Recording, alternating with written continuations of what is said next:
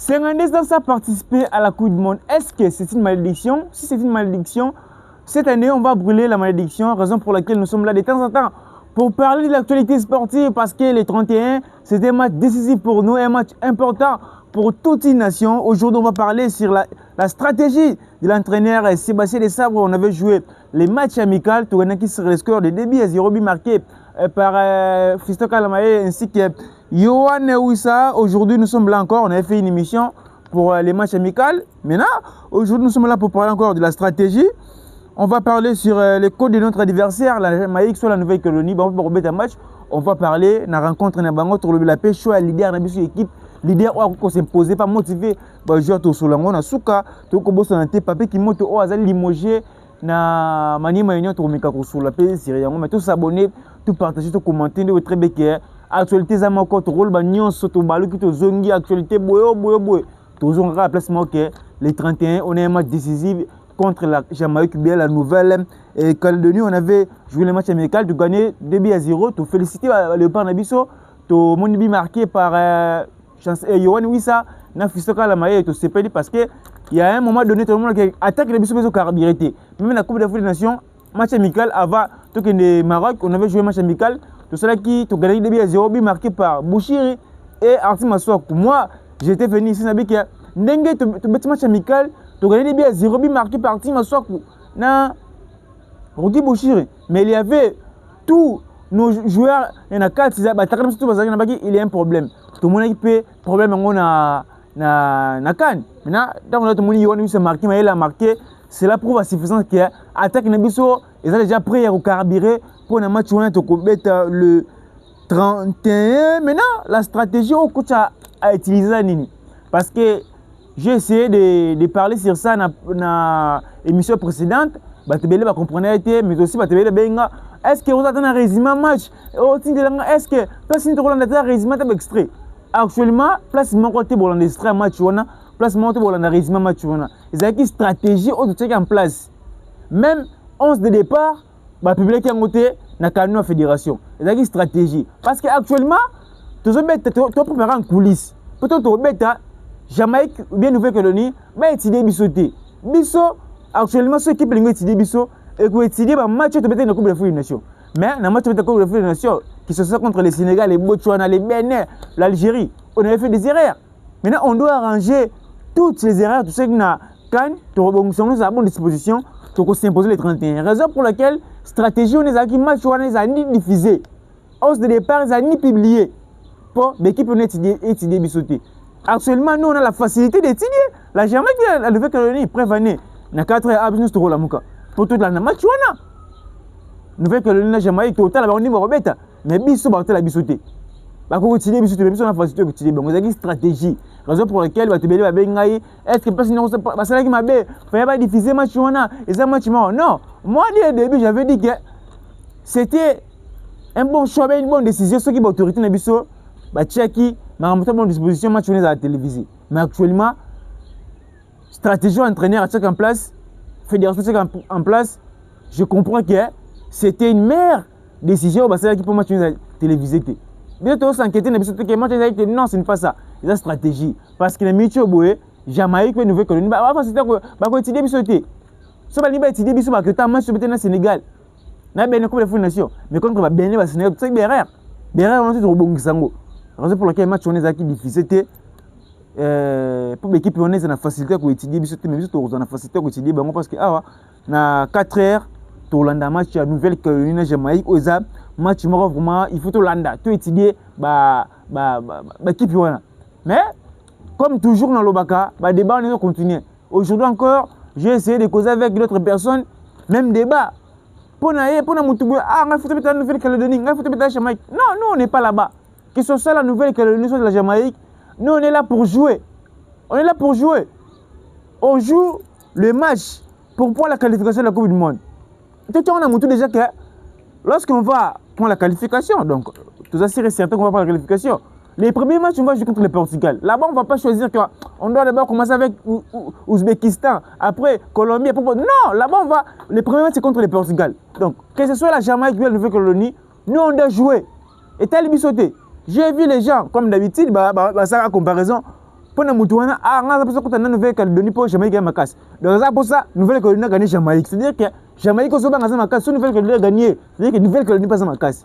Raison pour laquelle, on n'a aucune nation autre que Pona. Que ce soit la Jamaïque ou la Nouvelle-Calédonie, nous on va jouer notre football, les 31. Je ne pense pas que la Nouvelle-Calédonie et la Jamaïque, ça même niveau que le Nigeria, que le Cameroun. Mais surtout, tu mets le Nigeria, tu mets le Cameroun, on ne peut pas choisir une nation entre la Nouvelle-Calédonie et la Jamaïque. Donc, et ça, vraiment, bongo, la nation, on va à 4 h du matin, Nouvelle-Calédonie, la Jamaïque. Et ça, match au business football en dango. On sait qu'on a l'autorité, on a biso. Donc, on a habité aussi, on a un privilège, c'est RTNC national. Et ça, match, il ne faut pas diffuser eux-mêmes. Il ne faut pas diffuser eux. Or, on va entraîner, on va étudier, on business football talent, adversaire, on a besoin de tu remets une équipe, pour business football, déjà, comment on doit préparer en conséquence? Parce qu'on peut jouer, on peut regarder la Jamaïque, Nouvelle-Calédonie, Nouvelle-Calédonie, les peuples Nouvelle-Calédonie à gagner. Donc, Nouvelle-Calédonie, mais c'est le match, les matchs où tu es au KO.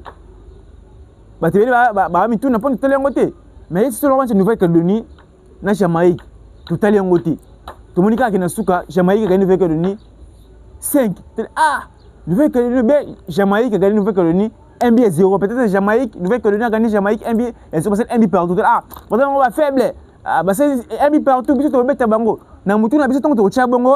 Quand on va venir, la raison pour laquelle on a quitté ça, ma mauvaise prestation, alors que tu as tourné en Wana. Même alors que c'est la biso, on a combien de fois, on a sauté que Moussikate, on a monté la biso, tout ça déjà qui est. Tu sais, ma PK. Les faire le Nigeria, tu l'as le Sénégal, tu l'as le Niger, tu l'as le Cameroun. Tu connais des ma PK, moi j'ai le besoin de Bénin. Tu connais quoi Nigeria, tu connais Bénin. Bon, moi j'ai le besoin, pardon, tu connais Nigeria, tu connais Cameroun. Et bon, moi j'ai le besoin contre Bénin, Bénin, qu'on met ses biso à l'été. Tu connais des côtés ma PK. Tout le monde qui a contre Bénin, on avait gagné. Mais la souffrance, équipe béninoise, il y a une prolongation, une possession. Raison pour laquelle, tu as une autorité, actuellement, on a IP, on s'appelle RTNC à 4 h du matin à diffuser le match. À diffuser le match. Nous avons mis RTNC tout le match pour permettre à l'adversaire. Et ça, on est à pays africain. Vous voyez? Et là, on va tout. Et ça qui est comparaison. Équipe on équipe, Bénin ou bien Nigeria. Non! La dernière fois, le Nigeria, la Jamaïque avait joué contre un pays africain. Et ça qui Nigeria, parce qu'il débute partout. Histoire et Yangwana. Parce qu'il débute partout. Donc, football africain, dans football européen, football américain, il n'y a pas photo, il y a une différence. À ta il y a toujours une différence. Malgré tout, les joueurs sont professionnels. Mais nous, on a Coupe des Nations, nous avons par exemple Sénégal, tu sais, un peu partout. Tu remets tes bon côté, na Jamaïque, bien Nouvelle-Calédonie. Donc, on doit arranger.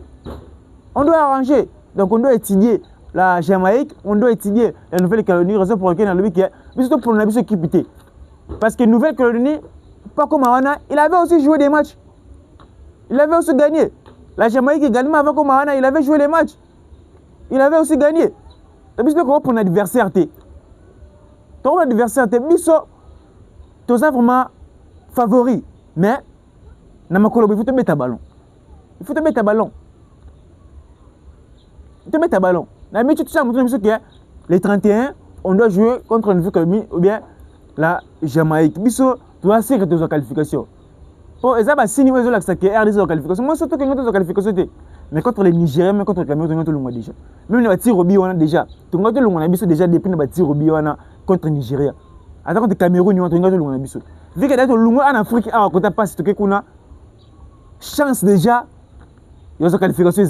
Mais il suffit juste de faire ça. Tant que la chance est allée, et c'est que tu as joué à Zamangata des jeux, bien que ça bien rebellé. Jamais. Mais on peut qu'on a préparé. Il y a des joueurs à Nouvelle-Calédonie qui sont dans le club anglais. Il y a des joueurs à Nouvelle-Calédonie. Malgré tout, ils jouent à locaux. Mais ils ont aussi un championnat, ils ont une fédération. Ils travaillent avec Syriango, ils travaillent avec. On s'appelle une équipe soudée. C'est une difficulté. Raison pour laquelle on doit préparer l'équipe à conséquence pour un match. Il y a une émission. Mako Bato Walandanga, Bayebi. Il y a une bandila pour. Et ça, leur obstacle aussi, vraiment. Leader, l'équipe n'a pas besoin de match. Et ça, match, oh, ya Moutouya. Tout le monde a un Sénégal. Bah, tu as premier but, deuxième but. Sadio Mané a motivé bango kaka contre le Sénégal na CAN. Tu bango bi Sadio Mané a motivé bango kaka. C'est un leader. Mais biso tout le monde que Sénégal a motivé trop bizarre.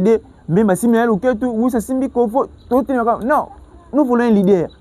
Match on est un match le leader le vestiaire. Je sais même te habiter alors va mettre même bakambu au sala ngo mettre au sein de responsabilité. Il y a encore une fois de plus. Il y a discours moko. Ouais, discours touchant qu'on joue pour toute une nation. Actuellement, nous voulons la qualification. Après 52 ans, sans participer à la Coupe du Monde, c'est une opportunité pour nous, une chance. Il y aura la Coupe du Monde. Et aussi, leader d'investir. Parce qu'il y a des sadiques qui sadiques beaucoup. Tu reçois la qualification, tu as une. Et ça, on passe par là. Mais, il y a des jeunes. Peut-être en Israël, tu as la Coupe du Monde. Mais il y a des personnes, en 1974, Tiki Bisso, en 2025. Peut-être que tu vas mourir football de Gangana. Rêve de un jour, on va la Coupe du Monde. De 75 à 2025, Tiki Bisso, on va la Coupe du Monde. Il y a des personnes qui vont RDC la Coupe du Monde. Il y a aussi un leader, un discours positif, un discours touchant, qu'on joue pour toute une nation. Tout un peuple derrière nous. Si on fait une erreur, ne peut pas se maber. Peuple na simananga ayoka bien te. Eza biloko oyo leader faut ebisa bangonde yangwana. Eloko oyo leader faut apesa bangonde yangwana. Parce que toza na 90 minutes plutôt comme histoire. 90 minutes pour écrire l'histoire. 90 minutes. Bah les gens simple, mais c'est simple. Mais tu sais nga leader peut se bon conseil. Quand tu peux se bon discours moko, il y a bien que on joue une fois pour toutes. Et là on peut ça passe. Et là on frapper. Oh aussi ballon boba les yeux andé venanga fiston manisa lobara mingeti otindiki au dégager ballon parce que to lingi to ça ba acrobatie mais non, so mon que il y a un danger au dégager ballon. So mon que place on peut ça passe on peut pas place au frapper c'est ça. Oh to lingi les 31 on a vraiment ba joueur na biso.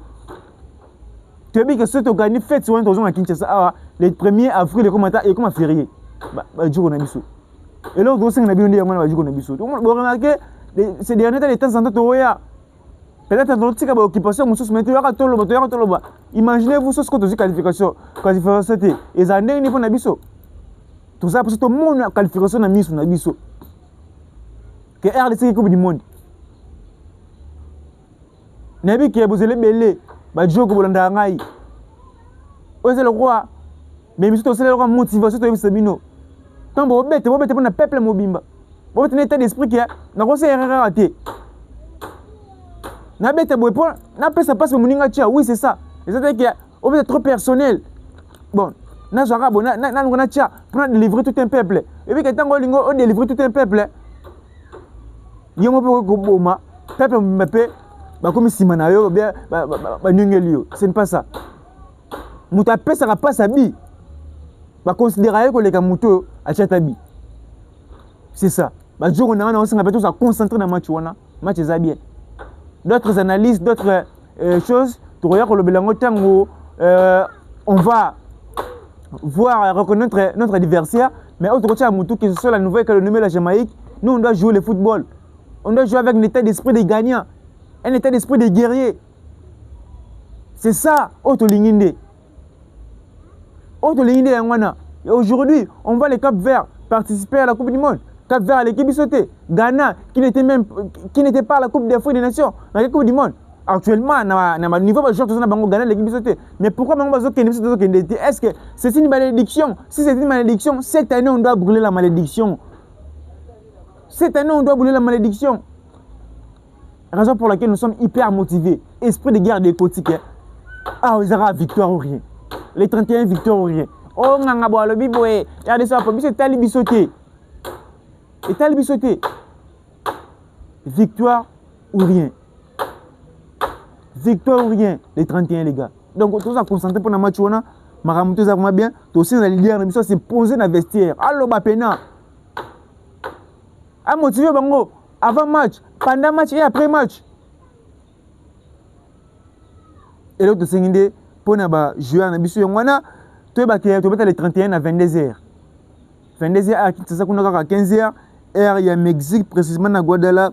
Jara, on va prendre la 4e thématique, la dernière ils a papier qui monte au Azali limogé parce que tu dis que tu veux jamais te repères sa actualité locale na biso à Mukongo papier qui monte au Azali entraîneur il y a là manier mainio Azali limogé suite à l'élimination de la Coupe d'Afrique des Nations, la Coupe de la Confédération. Tu as souhaité bonne chance à ça émotionné Kitoko. J'espère que peut-être il sera dans le visage du club africain parce qu'il n'a pas sali. Si il y a un grand club africain, il y a une équipe d'âge.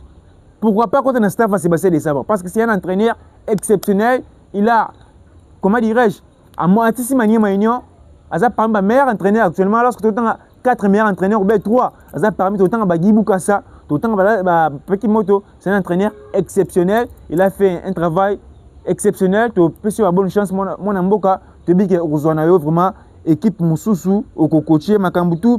Et ça vraiment qui te commun. Il faut noter aussi que Léopard I23 na biso manaki stage na en Algérie, on va livrer, jouer des matchs amicaux contre l'Algérie. Tu préparer match on a pour la qualification à la Coupe du Monde mais aussi pour le prochain jeu olympique ou en 2028 pour préparer les conséquences. Il y a des binationaux, il y a des jeunes au bazar on a aussi un peu qu'on a structure mais ramener à bonne disposition parce qu'il y a des jeunes, il y a des joueurs, il y a des remplaçants, des membres, il y a des remplaçants de Moutoussa une équipe d'Ajoana, il y a des remplaçants de Méchac dans l'équipe d'Ajoana. Tout aussi on a peut-être considéré équipe senior on a vu sur les 31 parce que j'avais causé avec une personne on est dans un cas sexuel la priorité c'est les 31. Certes la priorité c'est les 31, on joue la finale pour la qualification mais on ne peut pas boycotter soit bannir l'équipe d'âge pour une équipe amicolo. Nous sommes des équipes et la sélection congolaise donc tu as une bonne disposition mais vraiment bien et que ça vraiment qui te commis préparation et les cas qui te commis il faut noter aussi que l'animateur Nabiso il y a un groupe déjà visa, plus de 80 personnes ont visa et plus de 150 personnes. C'est les informations en possession. Soit dimanche ou bien lundi, l'animateur n'a pas au Mexique, tout font là-bas mon thème et ça bien pour ceux qui ont vraiment et ça qui tourne mingi. Comme ça peut équipe nationale, n'a pas tout le monde Mexique bien tout le monde pardon Jamaïque une nouvelle colonie, na facilité à retourner ça peut stade bien parce que c'était déjà 55 000 places. La facilité on peut être 10 000 places. Ce que biso so za Teresa vie bon bien té c'est un peu motivation wana et ça vraiment qui toko mingi animateur mususu pe supporter na biso pe mususu bazana communauté congolaise na Mexique, les États-Unis mususu pe d'ailleurs bani ko katisa po baya kumisa équipe nationale. C'était moi votre humble présentateur Iran Maouissa depuis Kinshasa la capitale de la République démocratique du Congo. Pour la première fois, s'abonner, au partager, au commenter. Vous allez remarquer ces derniers temps, nous sommes là vraiment de temps en temps parce que c'était un match haut, tu as loupé. Tu as raté Coupe d'Afrique des Nations pour la Coupe du Monde, pour ne rien manquer, pour ne rien manquer. Raison pour la Toya, à derrière manquer Toya, tu le bélango, pour te éviter le bélango qu'on a tout, tu qui n'est vraiment Coupe du Monde et au sol vraiment qui te communique. On se retrouve à la prochaine pour une prochaine émission. Sinon, portez-vous bien, gardez le sourire, faites-vous plaisir avec votre argent car les problèmes de la vie ne finiront jamais. Merci, à la prochaine.